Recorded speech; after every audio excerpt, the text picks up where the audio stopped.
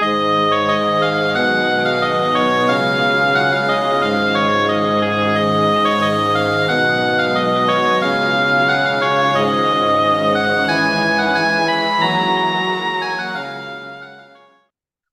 back to another edition of Malachi's Journey to Financial Freedom. And today we are going to talk about how to pick a Forex broker and what I do. Once again, please understand I'm not a financial advisor, and everything I do is for educational purposes to show you what I am doing to try and break away from my 9-to-5 job and make money so that I can spend more time with my family and do the things that I want to do as life moves on. So first thing I do is I check, does this broker accept clients from my jurisdiction? A lot of them do not accept clients from the US, and I get it. The next thing I do is I check to see where they are located. Are they licensed in those locations? And just because, keep in mind that just because they're located somewhere and licensed doesn't mean they're truly regulated. I'm not knocking any specific brokers, but just because you have a license, you have to look at the regulations in that area and see what the regulations are. So that's the next thing I do. Then after that, I look at the reviews. I just pull up the reviews. In general, I tend to read the negative reviews first because I know that negative reviews are people that are angry. So they're more likely to be about a bad experience. Most people that are happy with a service don't leave positive reviews. So that's the first thing I do. And I read them. And what you'll notice on these review programs is you'll see a lot of reviews that talk about they took my money and then I used this service to get it back. Okay, I just ignore that because that's a scam. Those guys are just trying to scam people into using a service that is going to scam them anyway. So when I see those, I just dismiss them. And then usually what I see is the problem is I try to withdraw my money and they wanted proof of funds or they wanted something like that. So the next thing I look at is I look at how can I deposit and withdraw? What is going to be easiest for me? What kind of money, crypto do they take? Wire transfer? Can I do that from the US? Deposit, withdrawal. So that's my third thing I look at. So the fourth thing I look at then is then I really want to run trades. Obviously, once I have money, real money in, I do test the deposit and withdrawal features to make sure they work and with small amounts and then see how things are going. Does that mean they won't scam you or freeze large amounts? No, it does not. It just means that it actually does work. You can put money on, it gets credited to your account, and you can take money off. And it gets, and how long does that take? Does it take 10 minutes, 30 minutes, or 3 days? Some of them take longer than others, but sometimes it's a security thing, and I'm okay with that, especially when it's crypto going out and there's no way to resolve that if it gets lost. So the next thing that I do is I then run demo accounts and or live accounts on trading, and I look to match them up with other trades at the same time frame on different brokers, and I see which broker is going to pay me more or cost me less. So I'm going to show you how I do that. So this is a server in which I am specifically testing a copy trade service. So it makes a lot of trades. I'm trying to stress test it. And I'm also trying to check the brokers because the trades are going to be very close. I picked this trade that's highlighted only because it did trade on 3 different brokers. So we're going to look at the 3 that I'm using is Longhorn, Securities, and then a friend of mine got me access to the IC markets under their account so that I could test their demo service and give the results. And I'll throw up a link for my buddy referral for helping me loan that out. It's not mine, it's his. But I'll throw it in here. If you guys want to use IC markets, that's an option. But so the first thing I do is lot sizes, because the copy trade service uses different lot sizes. We have to figure out how to basically figure out what the profit would be across the board and what the expenses would be. And overall, I'm looking at commission price, swap fee, and then profit from the trade. So we're going to start with Longhorn. And what I'm going to do is I'll pull up the calculator.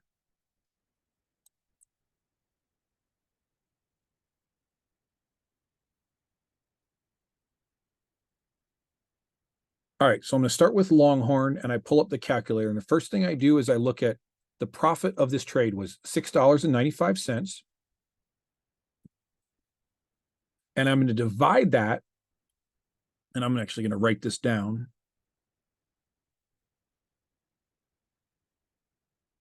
I'm going to divide that by 0.08.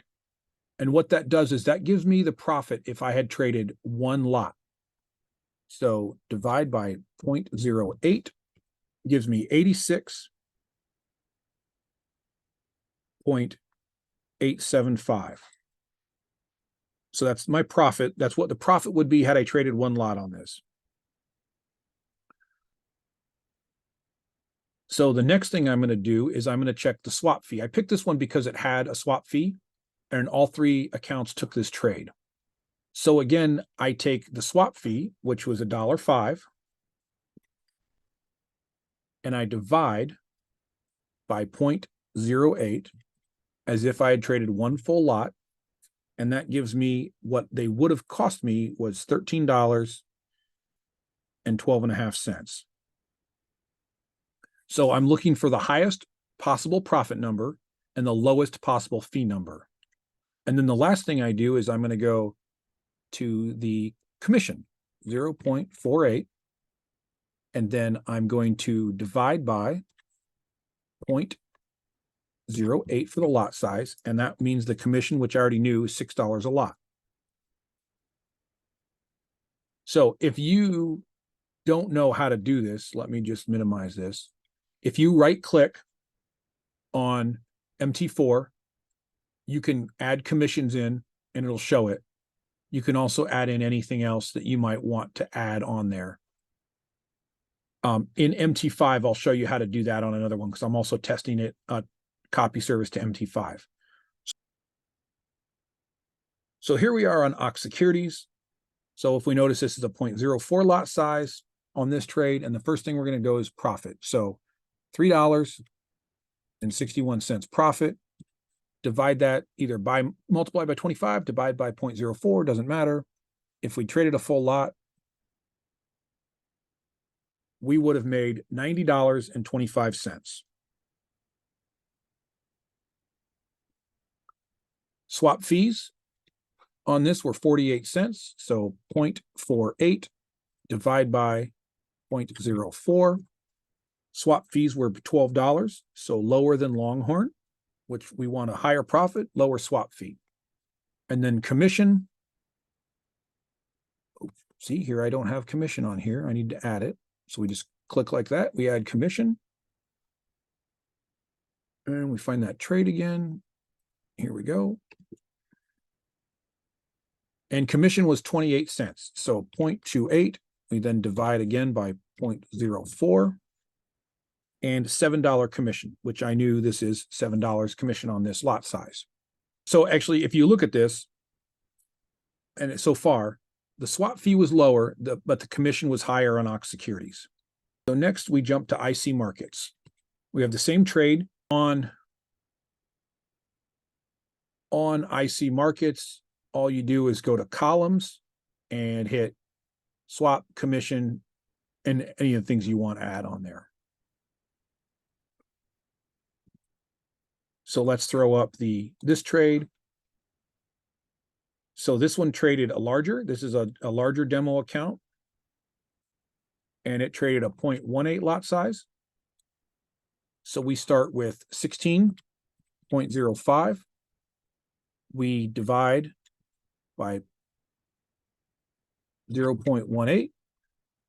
And we come up with $89.16 as what profit would have been for a full lot. We then hit the swap fees, 2.67 divided by 0.18. Swap fees would have been $14.83, so they were higher. And then we look at commission of 1.26 divided by 0.18, commission $7 a lot.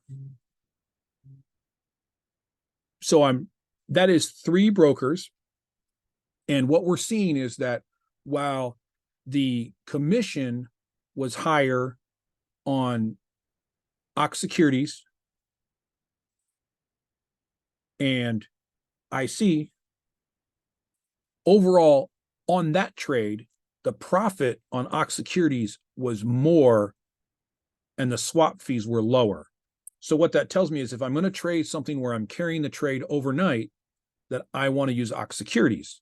Now, if I was going to trade something that was not trading overnight, I'm not going to break all that down, but in this video, but I might want to trade Longhorn because the commission is $1 cheaper. So I'm not paying that. And it's all small percentages, but when you're making hundreds of trades on an EA over a year, $1 or $2, or even 100 trades in a month on an EA, $1 or $2 of profit, potential profit, adds up to $100 to $200. So that's the basics of how I decide which broker I want to use and where I want to put my money. And I do talk to people on the Telegram group, and people recommend different options. I will throw up links for all 3 of those. I do get a little bit of commission if you use them, so I thank you very much. If you don't, that's cool too. Everyone's got brokers out there that they want to use and they like. In general, I haven't used IC Markets for live money. I've only used IC Markets on the demo because I was given an account so I could play with it. But overall, I've used Longhorn and Securities, and both of them have had no problems with withdrawing money or depositing money. Both have options for crypto as well as wiring. Longhorn only has an option for me to withdraw using Bitcoin, where Securities has an option for me to have the money wired to my account or to withdraw using a stable coin, which I do like, because withdrawing with Bitcoin, while I like crypto, if it's a large amount of money and it takes a day to get the money withdrawn, I could withdraw a certain amount and tomorrow it could be worth different amounts. I do like that Securities has an instant deposit option using USDT TRC20, which is the Tron chain. It's a very fast chain, and the fees are very reasonable on that. So that is my breakdown of how I pick a broker and which one I like. Okay, if you might notice, I've changed shirts, and this is actually the 3rd time I've recorded this, because the first time I forgot to turn the recording on, and the second time I forgot to turn the microphone on. So I did go through, I wanted to clarify, Securities is registered in St. Vincent and the Grenadines. I was going through emails and I checked and saw that that was the location. I think I mentioned Australia before. So Securities is registered in St. Vincent and the Grenadines. That's number 1. Number 2, that I didn't mention the spread when I'm looking at a broker. And initially I said I was going to mention it, and then I didn't. So I should go back and mention the spread. I do look at the spreads. I look at overnight spreads. Do they have a discount for different things? Like, do they give me a discount or no commission on indice trading? Do they give me something like that? I do look at those. I don't look at deposit bonuses, because a lot of those, you're really never going to get that money. Or if you read the rules, it's really shady. But spreads, I do look at spreads, but in the end, when I'm looking at the spread, what's more important to me is on a trade, which trade made me more money on which broker when I make the same trade on 3 brokers. So while the spread comes into play, in the end, that is going to be the same thing as which made me more money. That is it for this edition. If you like what you see, do me a favor. Hit the like, hit the subscribe. I am trying to monetize this YouTube channel so that I can show people how much YouTube pays content creators for the content. I'll catch you on the next one.